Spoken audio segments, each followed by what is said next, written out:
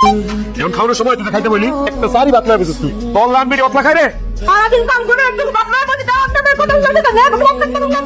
আমার মুই কথা জানি বাচ্চা তোর একদম ডাইরেক্ট আমাকে মারুম গেলাম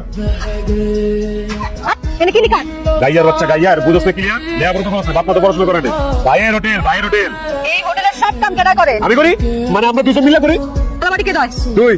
রান্নাবাড়ি কে করে তুই সবাই যে খাওয়ায় কে তুই কেলা থাকে তুই রাতের বেলাতে পাও দিবে কে তুই তাহলে এই হোটেলের নাম কি হওয়া উচিত ছিল ভাই ভাবির হোটেল না ভাবির হোটেল তোর কাছে কি মনে হয় আমি কোনো কাম করি না আমি ট্যাঙ্কের উপরে ট্যাঙ্ক তুলে বসে থাকি বাতার সাথে কি করে বাতার সাথে জানতে পারবি কেসি কে পায় পয়সা কে করে হিসাব কে রাখে আমি রাখি এত কিছু আমি জানি না আমি একা এত কাম করতে পারি না আমার একটা হেল্পার লাগবে তোর পোলা পানি দিছি দুটা তোর সাহায্য করুন লেগে তুমি যে দুইটা পোলা পাইন রাখছো এটা একদিন আইলে দুই দিন আয় না আর পরে নিশা পানি গানের সময় এবারে পাওয়াই যায় না সিপা সিপা থাকে দেন কি করুন লাগবো আমি এত কাম করতে পারবো না এত কাম করতে করতে আমার দমা হেয়ার যায় আমার একটা হেল্পার লাগবে এটা তো সুন্দর করে কইলেই হয় সব সমস্যার সমাধান আছে এটা একটা সমাধান দিয়ে দিতাম আমি আজ দেখা হন আমি গ্রামে যাইতেলে আজকে যাই গ্রামে একটা চাচা তো বলেছে দূর সম্পর্কে জামাই মরে গেছে বিধবা বয়স তো আছে বেশি ইলারে আনলে ইলা তোর কাম কাজে সাহায্য করবো তোর প্রতি চাপ কমবো দেখিস কেন